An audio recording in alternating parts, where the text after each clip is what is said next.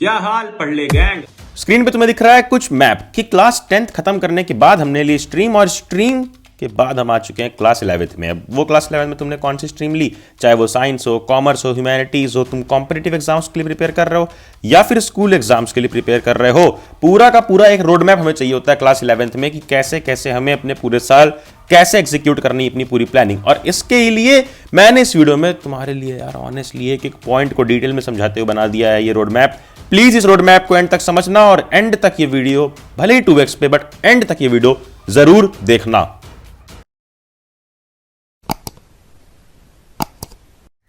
तो class 10th के बाद तुमने चूज की स्ट्रीम, स्ट्रीम के बाद आ गए 11th में। अब 11th में तुमने हो सकता है साइंस ली हो, ठीक है, और कॉमर्स हो या फिर आर्ट्स वाले हो या ह्यूमैनिटीज बोल लो।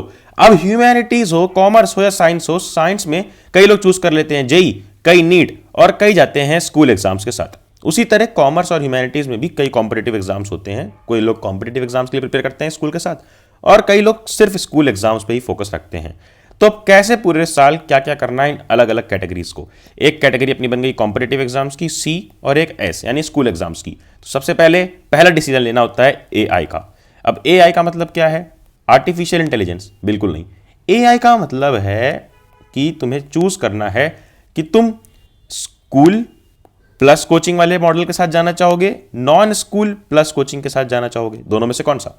स्कूल प्लस कोचिंग का मतलब कि तुम स्कूल भी कर रहे हो, कोचिंग भी कर रहे हो, और नॉन स्कूल का मतलब होता है डमी स्कूल। कई लोग चूज करते हैं डमी स्कूल जिसमें स्कूल अटेंड नहीं करना होता है बट तुम स्कूलिंग ही माने जाते हो, साथ में तुम कोचिंग कर लेते हो ताकि अपना पूरा टाइम कोचिंग में डिवोट कर पाओ। तो ये आइडिया बहुत अच्छा होता है जेई या नीट के लिए अगर तुम प्रिपेयर कर रहे हो जिसमें काफ़ी सारा टाइम तुम्हें कोचिंग में डिवोट करना पड़ता है और सेल्फ स्टडीज़ में। बशर्ते अगर तुम स्कूल प्लस कोचिंग वाला मॉडल चूज कर रहे हो तो सेल्फ स्टडी में कम टाइम मिलता है, लेकिन अगर सिर्फ तुम स्कूल एग्जाम्स के लिए प्रिपेयर कर रहे हो तो कोचिंग उतनी ज़रूरी नहीं है। क्लास 11th के लिए सिर्फ स्कूल और सेल्फ स्टडी सफिशिएंट होती है। देन एआई क्यों ज़रूरी है, यानी कि ये हमें एकेडमिक इंस्टीट्यूट लेना क्यों ज़रूरी है। एआई का मतलब एकेडमिक इंस्टीट्यूट्स में जाना क्यों ज़रूरी है? क्योंकि AI provides you schedule and make operations easy. कि तुम्हें एक स्केड्यूल तो मिलता ही है, साथ में जो ऑपरेशंस हैं डेली के क्वेश्चन सॉल्व करना, डीपीपी सॉल्व करना, वर्कशीट सॉल्व करना, टेस्ट सीरीज में पार्टिसिपेट करना, ये सब कोचिंग स्कूल्स ईजी बना देते हैं तुम्हारे लिए। जो तुम खुद से करोगे काफ़ी मुश्किल से, अगर तुम काफ़ी ज़्यादा डिसिप्लिन हो तभी खुद से कर पाओगे। देन आता है अगला पॉइंट जो बहुत इंपॉर्टेंट पॉइंट है, वो है टाइम टेबल। कि यार टाइम टेबल कैसा रहे कि हम स्कूल भी जाएंगे, वहाँ भी एटलीस्ट 6 आवर्स देते हैं, ठीक है, एटलीस्ट 6 आवर तो वहाँ पर देंगे ही हम। फिर उसके बाद कोचिंग जाएंगे, कोचिंग में भी एटलीस्ट हम अपने 5 आवर्स देंगे। फिर सेल्फ स्टडी के लिए हमारे पास टाइम नहीं मिलता है। तो सेल्फ स्टडी जो बहुत इंपॉर्टेंट है, इसके लिए टाइम हमें बचाना पड़ेगा। ये कैसे कर सकते हैं? ये हम कर सकते हैं कोचिंग में चूज़ करके कि या तो हम कोचिंग ऑफलाइन लें या ऑनलाइन लें, या फिर स्कूल में चूज़ करके कि या तो हम रेगुलर स्कूल चूज़ करें या फिर डमी स्कूल जिसमें हमें स्कूल ना जाना पड़े, पूरा टाइम हम कहाँ पर दे पाएँ? कोचिंग में। बट दोनों में से कोई एक डिसीजन ले लो जो तुम्हारे लिए सूटेबल हो, लेकिन कंडीशन यह है कि जो मोस्ट इंपॉर्टेंट चीज़ है क्या, सेल्फ स्टडी, इसमें तुमको टाइम देना ही देना है। सेल्फ स्टडी में टाइम एटलीस्ट डेली के 4+ आवर्स तुम्हें देने हैं अगर तुम सीरियसली प्रिपेयर कर रहे हो किसी भी कॉम्पिटिटिव एग्जाम के लिए, क्योंकि 4+ आवर्स तो तुम्हारे एटलीस्ट होने ही चाहिए सिर्फ और सिर्फ क्वेश्चन सॉल्विंग के, और क्वेश्चन सॉल्विंग बहुत बहुत इंपॉर्टेंट है। देन बात आती है कि कहाँ से क्वेश्चन सॉल्व करें, कौन सी बुक्स, कौन सी मटेरियल्स। तो सुनो ध्यान से, जितने भी लोग बुक्स और मटेरियल्स में कंफ्यूज हैं, तो जो लोग कोचिंग कर रहे हैं ना, उन्हें तो डरने की ज़रूरत नहीं, क्योंकि जो कोचिंग कर रहे हैं वहाँ पर तुम्हें मिल जाएगी क्या, मॉड्यूल्स। और मॉड्यूल्स तुम्हारी कोचिंग की सफिशिएंट होती है तुम्हारे उस कॉम्पिटिटिव एग्जाम्स के लिए। कोई भी एग्ज़ाम हो, चाहे वो जेई हो, नीट हो या कोई और एग्ज़ाम हो, तुम्हारी कोचिंग की जो मॉड्यूल्स होती हैं वो बहुत अच्छी होती हैं तुम्हारे उस पर्टिकुलर एग्ज़ाम्स के लिए। बट अगर तुम नॉन कोचिंग वाले हो तो तुम्हारे पास 2 ऑप्शन आ जाते हैं। क्या?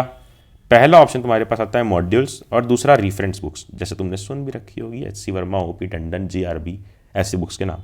तो मॉड्यूल्स में क्या होता है कि क्वेश्चन के आगे मैंने लगाया ये एक एरो, यानी कि क्वेश्चन ज़्यादा होते हैं, थ्योरी काफ़ी कम होती है। थ्योरी मॉड्यूल्स में कम होती है क्योंकि थ्योरी के लिए लोग कहाँ पर डिपेंडेंट होते हैं?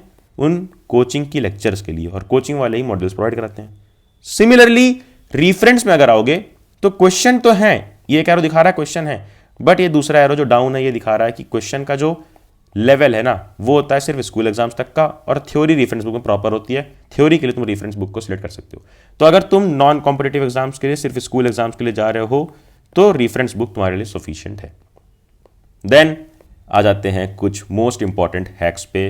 ये हैक्स तुम्हें ज़रूर से फॉलो करने हैं। क्या है ये 3 हैक्स हैं। सबसे पहला मैं तुम्हें समझाता हूँ, कंसिस्टेंसी। ये यहाँ पर क्या दिया हुआ है, इधर साइड पे लिखा हुआ है चैप्टर्स और नीचे दिया हुआ है टाइम, और ये 4 एरो बने हुए हैं सेम। ये 4 एरो दिखा रहे हैं कि टाइम के साथ हमें सिमिलर परफॉर्मेंस रखने की कोशिश करनी है। हम मशीन तो है नहीं, बट ट्राई करना है कि सिमिलर परफॉर्मेंस रखें। वीक 1, वीक 2, वीक 3, वीक 4, एक महीने में अपनी परफॉर्मेंस ट्रैक करनी है और देखना है कि उस एक हफ्ते में तुमने कितने चैप्टर किए, सेकंड में, थर्ड में, फोर्थ में, इन 4 वीक्स तुमने कैसे बिताए हर मंथ के, ये तुम्हें ट्रैक करना है डेली, कितने चैप्टर्स कितने टाइम में कंप्लीट हो रहे हैं। देन सेकेंड चीज़ आती है अपनी रिवीजन। अब ये रिवीजन को मैंने देखो क्या समझाया, ये है क्या, चैप्टर्स। ये ऊपर इधर साइड, ये इधर जा रहे हैं चैप्टर्स इधर साइड, और ये इधर साइड है क्या, टाइम। कि टाइम जैसे जैसे बीतता है हम देखो ऐसे बढ़ते हैं। कुछ चैप्टर्स हुए टाइम के साथ, इतना टाइम हमने दे दिया इन चैप्टर्स में। मान लो यहाँ पर 3 चैप्टर्स कंप्लीट हो गए यहाँ तक में इतने टाइम में, ठीक है। मान लेते हैं हम ये एक मंथ में मान लो 3 चैप्टर्स हमने कर लिए।